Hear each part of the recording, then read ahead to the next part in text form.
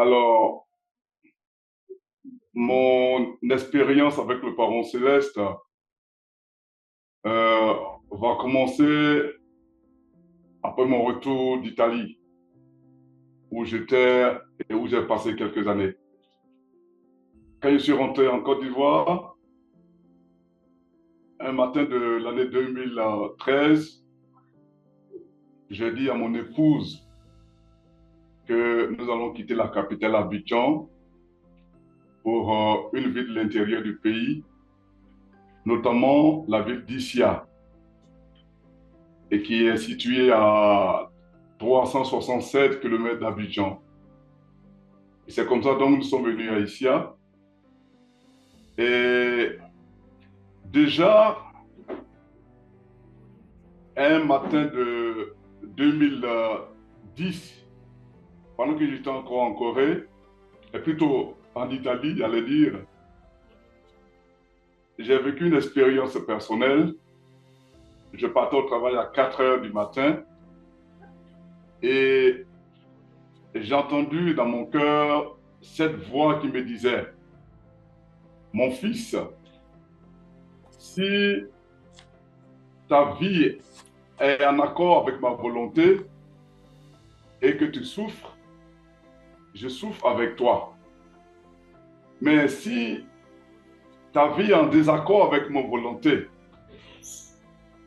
tu me fais souffrir au contraire.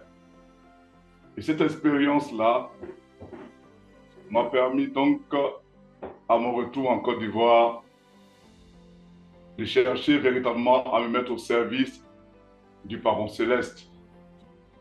Et j'avais la possibilité de reprendre mon travail puisque j'étais fonctionnaire. Et pendant que j'hésitais encore, cette voix s'est répétée. Mais cette fois-ci en me disant, si tu entres à la fonction publique, tu n'auras pas le temps suffisant pour travailler pour moi. Et donc j'ai décidé de ne plus entrer à la fonction publique, mais plutôt venir m'installer à Issia pour l'œuvre du Parent Céleste.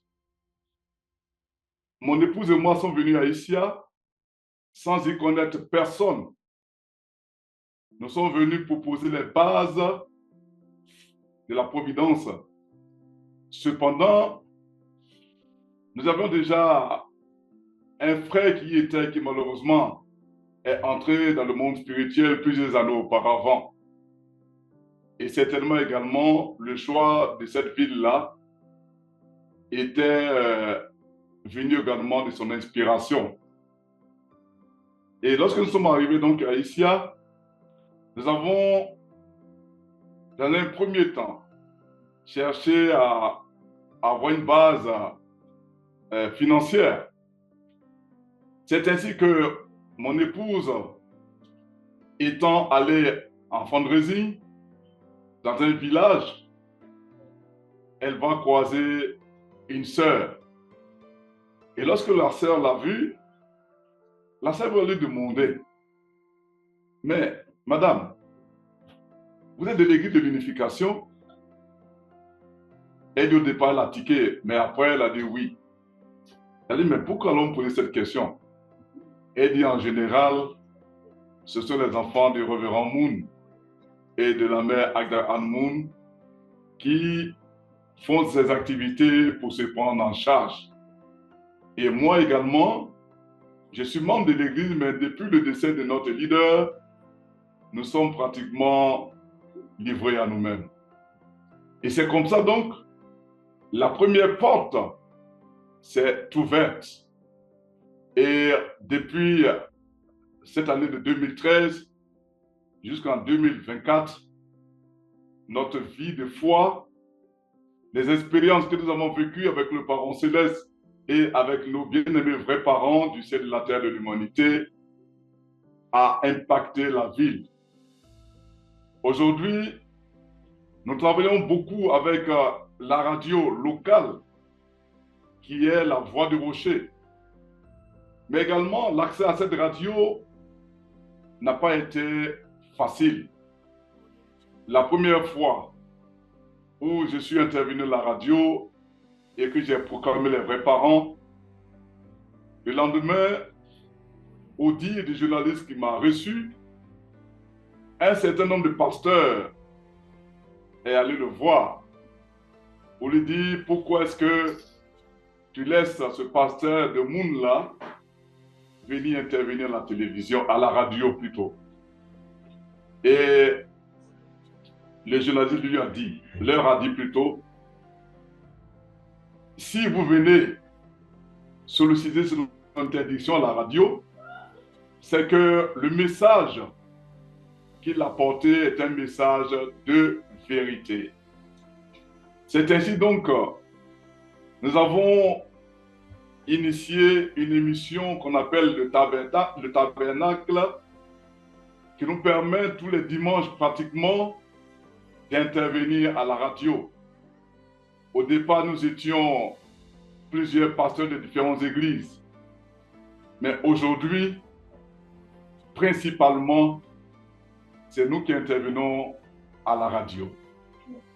Non seulement le dimanche, mais également tous les samedis matins, de 6h à 8h. Nous avons également une autre page dans laquelle nous intervenons et où nous parlons des vraies valeurs familiales. En ce jour, mon épouse et moi, sous l'onction des vrais parents, avons atteint non seulement les objectifs de bénédiction des 430 couples, nous sommes déjà d'ailleurs au-delà.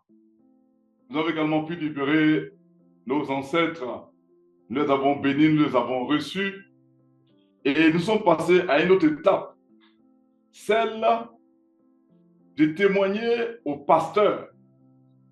Et nous y allons avec détermination parce que nous avons la vérité.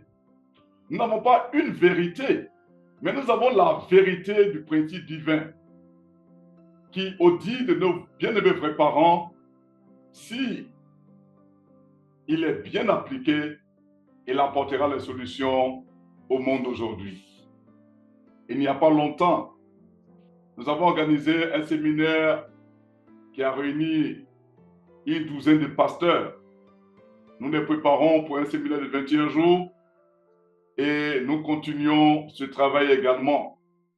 L'année dernière, nous avons porté, je crois, 7 candidats à la bénédiction. Cette année, nous avons un candidat standard qui a été d'ailleurs matché au Bénin. Et nous continuons tout notre travail. Nous sommes également en train de travailler dans une autre ville qu'on appelle Zoukoube. Mais je veux dire que lorsque nous nous engageons sur le chemin de la restauration, aujourd'hui avec la fille unie de Dieu, notre bien-aimée vraie mère, si nous sommes unis à la vraie mère, si nous avons confiance en elle, et si nous sommes audacieux, qu'ils n'ont pas honte de proclamer les vrais parents, les résultats suivent. Les résultats suivent. Je voulais vraiment exhorter tous nos frères et sœurs à travers l'Afrique, à travers le monde, de ne pas avoir peur. Nous ne devons pas avoir peur. Nous devons être audacieux. Nous devons être audacieux. Parce que le monde n'a pas d'autre espoir. Le jour où j'ai fait ce message à la radio pour dire que jusqu'alors le monde, l'humanité était orpheline et que maintenant les vrais parents sont apparus, cela a fait un boom. Et les fruits progressivement sont en train également d'apparaître.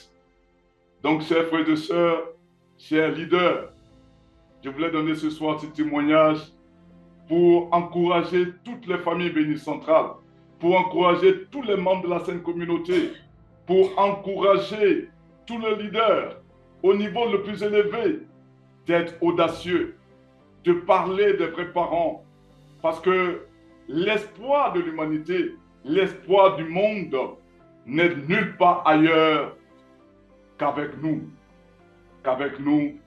Et c'est sur nous, bien sûr, centré sur les vrais parents, centrés sur la vie unie de Dieu, que ce monde-là pourra connaître la paix, que ce monde-là pourra connaître l'unité, que ce monde-là pourra connaître le véritable bonheur.